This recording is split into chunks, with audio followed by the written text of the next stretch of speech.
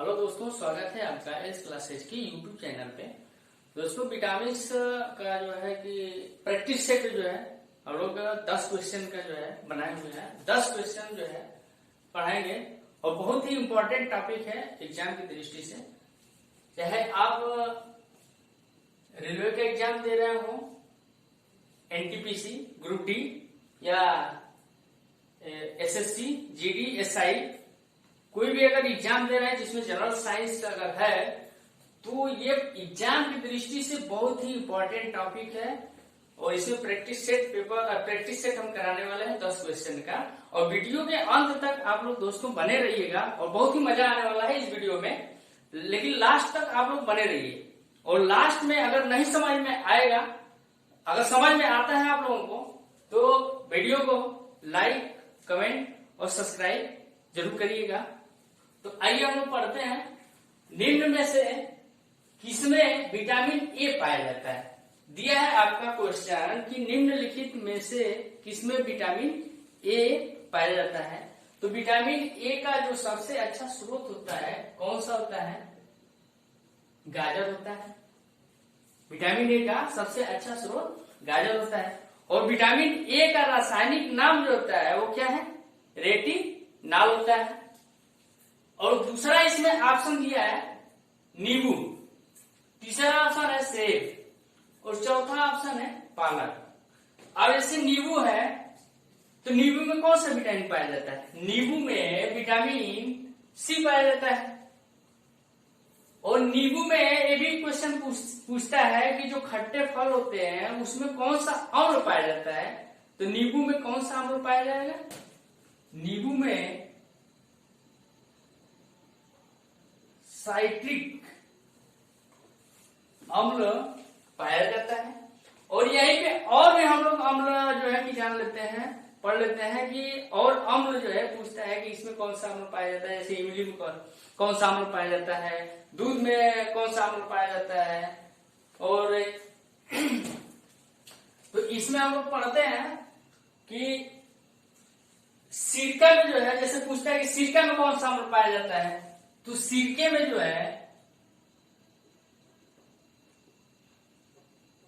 सिरका में आपका साइट्रिक अम्ल पाया जाएगा। सिरके में एसिटिक अम्ल पाया जाता है। एसिटिक अम्ल पाया जाता है। इमली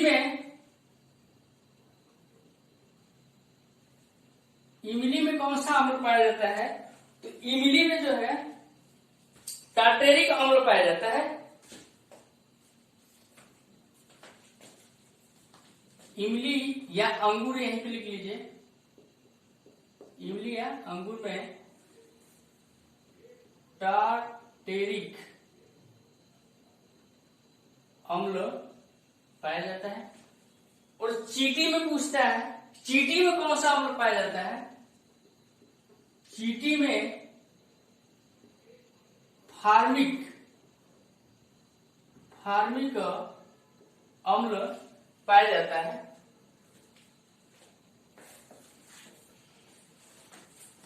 दूध या दही में कौन सा अम्ल पाया जाता है?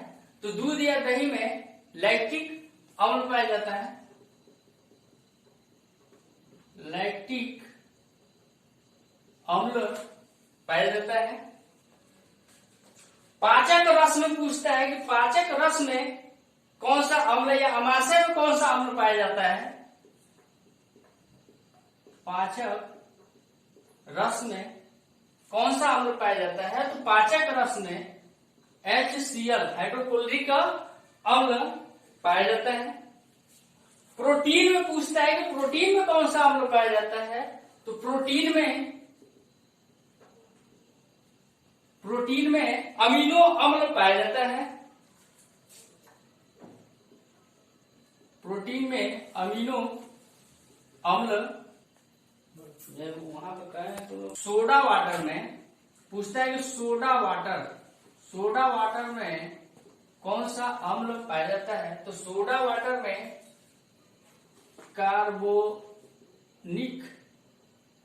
कार्बोनिक अम्ल पाया जाता है।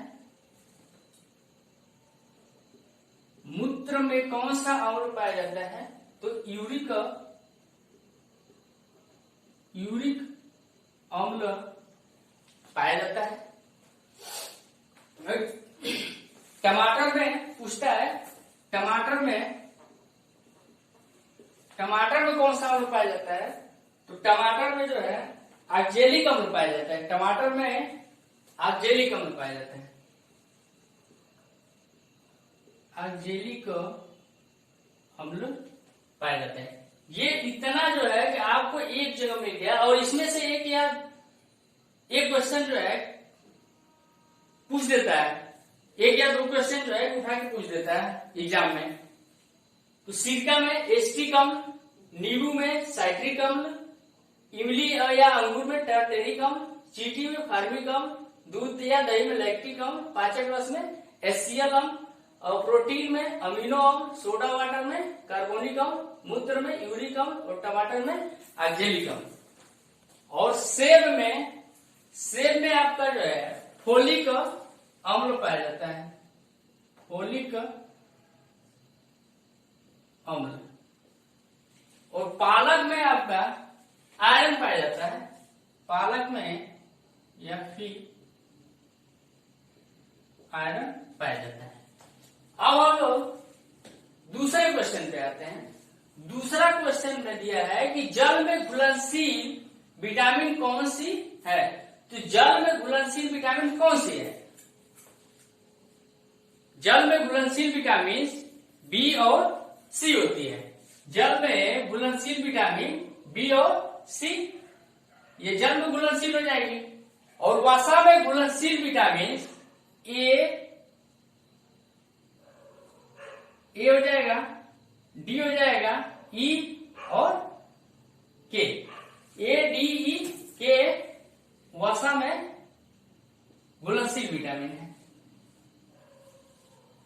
और तीसरा क्वेश्चन पे हम लोग आते हैं कि एक मनुष्य को बेरी सूखा रोग व स्कर्वी रोग की बीमारी होगी यदि वह नहीं ले रहा है। तो इसमें अब ऑप्शन में हम लोग देखेंगे कि कोई व्यक्ति है, अगर उसको बेरी रोग हुआ है, सूखा रोग है और स्कर्वी रोग भी है, यह तीनों रोग है उसको, तो कौन सा विटामिन नहीं ले रहा है जिसके कमी के कारण बेरी नामक रोग हो रहा है, सूखा रोग हो रहा है और स्कर्वी नामक रोग हो रहा है। तो विटामिन बेरी जो होता है विटामिन B1 की कमी के कारण होता है, और जो सूखा रोग होता है वह किसके कारण होता है? विटामिन डी के, उसी को रिकेट्स भी बोलते हैं। तो विटामिन डी के कमी के कारण सूखा नामक रोग होता है। अब विटामिन B1 की कमी से बेरी नामक रोग होता है, और स्कर्वी नामक रोग किसके कमी के कारण होता है? विटामिन सी के कमी के कारण होता है। तो अब हम लोग विकल्प में देखेंगे कि कौन सा है। तो अब हमारा विकल्प में B1, डी व सी, ये हमारा ऑप्शन सही होगा, B1। अब हम लोग ए ऑप्शन में देख लेंगे। ए ऑप्शन में जो दिया है विटामिन B12, ए व सी। तो विटामिन B12 का रासायनिक नाम क्या होता है? विटामिन B12 का जो रासायनिक नाम होता है वह साइनोकोबैल्मिन होता है। विटामिन B12 का रासायनिक नाम साइनोकोबैल्मिन होता है। और विटामिन B12 में कोबाल्ट 60 पाया जाता है। कोबाल्ट जो है 60 पाया जाता है, जो कैंसर के उपचार में सहायक होता है। विटामिन B12 जो होती है इसको हम लोग नीला विटामिन के नाम से भी जानते हैं। और अब आते हैं इसमें ए। तो ए का जो रासायनिक नाम होता है रेटिनॉल। विटामिन ए किसमें पाया जाता है? सबसे ज्यादा गाजर में, पपीता में। और सी में आते हैं तो विटामिन सी की कमी से स्कर्वी नामक रोग होता है। विटामिन सी की कमी से स्कर्वी नामक रोग होता है, और इसका जो रासायनिक नाम होता है विटामिन सी का स्कर्वी। अम्ल होता है और इससे जो रोग होता है वो पायरिया। अब हम लोग आते हैं इसमें विटामिन ई में। तो विटामिन ई का जो रासायनिक नाम है होता है टेकोफेराल होता है। विटामिन ई का रासायनिक नाम टेकोफेराल होता है और इसके कमी से जनन क्षमता जो है कम हो जाती है और पेशियों में जो है पैरालाइसिस भी हो जाती है। पेशियों में जो है लकवा हो जाता है। और इसका जो सबसे अच्छा स्रोत होता है गेहूं का अंकुरित बीज होता है। अब विटामिन B6 में आते हैं। विटामिन B6 का जो रासायनिक नाम होता है वो पायरिडॉक्सिन होता है। विटामिन B6 का रासायनिक नाम पायरिडॉक्सिन होता है। इसके कमी से जो है एनीमिया रोग होता है।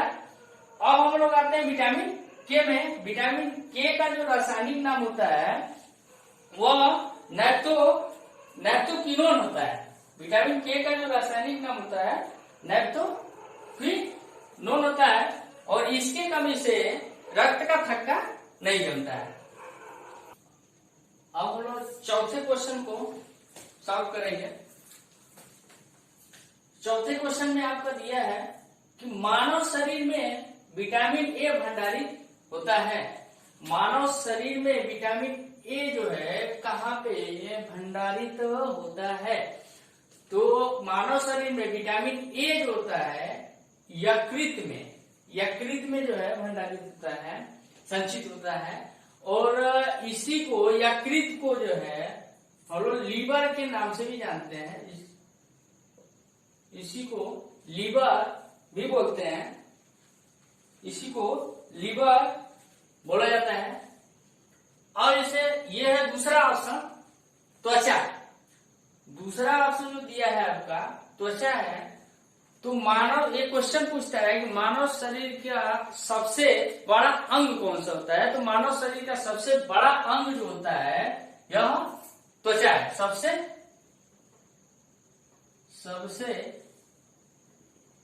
बड़ा अंग होता है मानव शरीर का। और तीसरा आपका जो ऑप्शन सी वाला दिया है तिल्ली दिया है। तो तिल्ली को जो है हम लोग स्प्लीन के नाम से भी जानते हैं या इसी को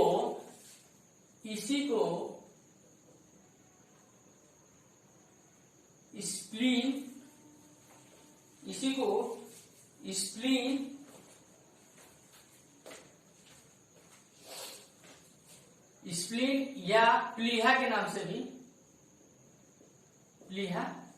भी जानते हैं। और इसको ब्लड बैंक के नाम से भी जाना जाता है। इसको ब्लड बैंक के नाम से भी जाना जाता है। इसको blood bank in the human body बोला जाता है। किसको? प्लीहा को। अब आते हैं हम लोग पांचवें क्वेश्चन पे। पांचवें क्वेश्चन में दिया है कि कौन सा युग्म सही है, यानी इसमें आपका कौन सा युग्म जो है सुमेलित है। तो हम लोग देखेंगे कि इसमें कौन सा सही है। सूखा रोग दिया है कि सूखा रोग किससे संबंधित है? विटामिन डी से। तो सही है। विटामिन डी से कौन सा रोग होता है? सूखा रोग, या उसी को क्या बोलते हैं? रिकेट्स बोलते हैं। और यह विटामिन डी जो होती है सूर्य के प्रकाश से सबसे ज्यादा मिलता है। और इसी को विटामिन डी को जो है गरीबों के विटामिन के नाम से भी जाना जाता है। अब हम लोग आते हैं रतौंधी। रतौंधी जो होती है किसके कमी के कारण होती है? विटामिन ए के कमी के कारण होता है, जो रात में जो है दिखाई नहीं देता है। और इसका भी विटामिन सी से, ये भी सही है आपका, यानी ये भी सही है और ये भी आपका सही है विकल्प, ये भी सही है। और बेरी नामक जो रोग होता है किसके कमी से? विटामिन B1 के कमी के कारण होता है। तो ये भी आपका सही है। और लास्ट ऑप्शन आपका दिया है ई, यानी सभी दिया है। तो सभी हमारा जो है सही सम्मिलित है। अब हम लोग आते हैं 6 क्वेश्चन पे। दिया है कि रुधिर स्कंदन में कौन सा विटामिन सहायक होता है? रुधिर स्कंदन में कौन सा विटामिन सहायक होता है? तो रुधिर स्कंदन में जो है विटामिन के आपका जो है सहायक होता है। और एक क्वेश्चन यहीं पे बनता है कि विटामिन जो सी होता है, विटामिन सी जो होता है घाव भरने में सहायक होता है। यह पूछता है क्वेश्चन कि कौन सा विटामिन घाव भरने में सहायक होता है, तो विटामिन सी जो होती है वो घाव भरने में सहायक होती है। और विटामिन सी को अगर ज्यादा आप उबाल देते हैं तो भी नष्ट हो जाती है। तो ये भी पूछता है कि किस विटामिन को अगर ज्यादा हम लोग उबाल देते हैं तो वो नष्ट हो जाती है, तो विटामिन सी को ज्यादा उबालने पे नष्ट हो जाती है। अब हम लोग आते हैं यहाँ पे क्वेश्चन नंबर 7 पे। क्वेश्चन नंबर 7 हम लोग आते हैं, दिया कि विटामिन शब्द जो है किसने दिया था, विटामिन शब्द किसने दिया था, तो विटामिन शब्द जो है फुंक नामक वैज्ञानिक ने 1912 ईस्वी में दिए थे। और ये कहाँ के निवासी थे, पोलैंड के निवासी थे, पोलैंड के निवासी थे। अब आपका जो है कि मैकमुलन हो गया, होलकट हो गया और हाफकिंग हो गया, तो इसके लिए हम एक ट्रिक आप लोगों को यहीं पे बता देते हैं कि कैसे हम लोग याद करेंगे कि ये लोग भी जो है किस विटामिन की खोज किए थे, ठीक ना। तो इसका ट्रिक है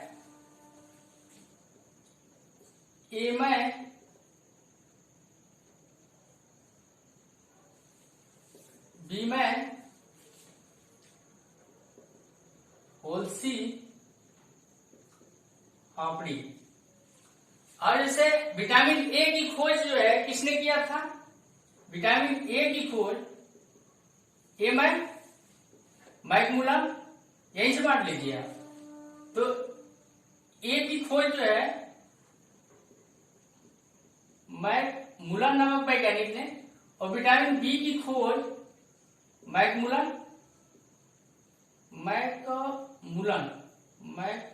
ने, और होलकट जो थे विटामिन सी की खोज होलकट नामक वैज्ञानिक ने किया था। और हाफकिंग नामक वैज्ञानिक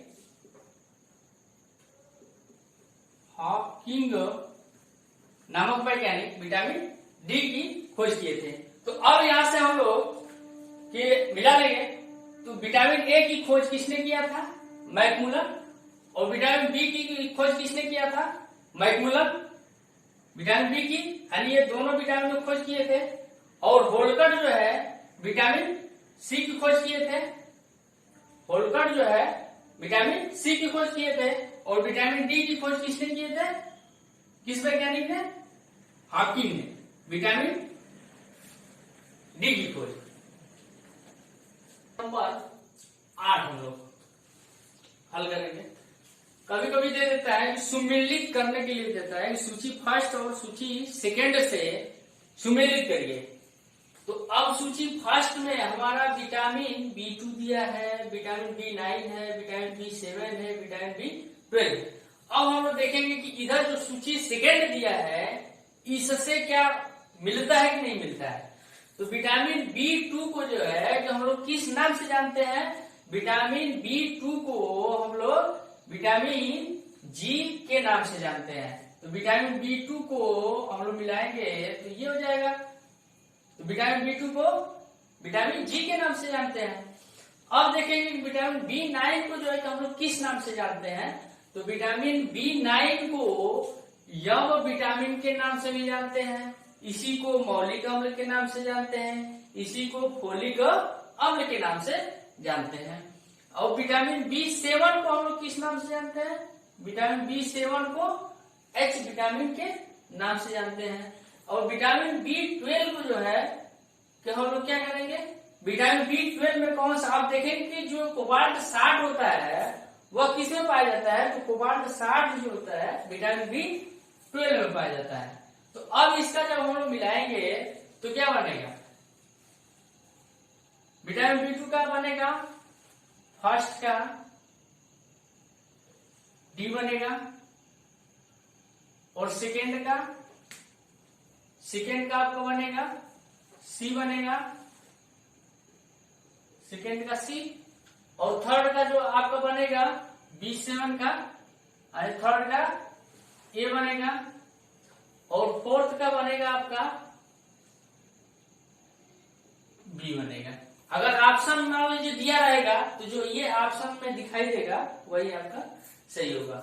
अब दिया कि विटामिन क्या होते हैं, तो हम बताए थे पहले वीडियो में, अगर आप लोग पहला वीडियो मेरा देखेंगे तो उसमें हम बताए हैं कि विटामिन क्या होते हैं। विटामिन होते हैं कार्बनिक यौगिक होते हैं, और कार्बनिक यौगिक में नोट कर लीजिएगा कहीं आप लोग, विटामिन कार्बनिक यौगिक में प्रोटीन, वसा, न्यूक्लिक अम्ल, विटामिन, कार्बोहाइड्रेट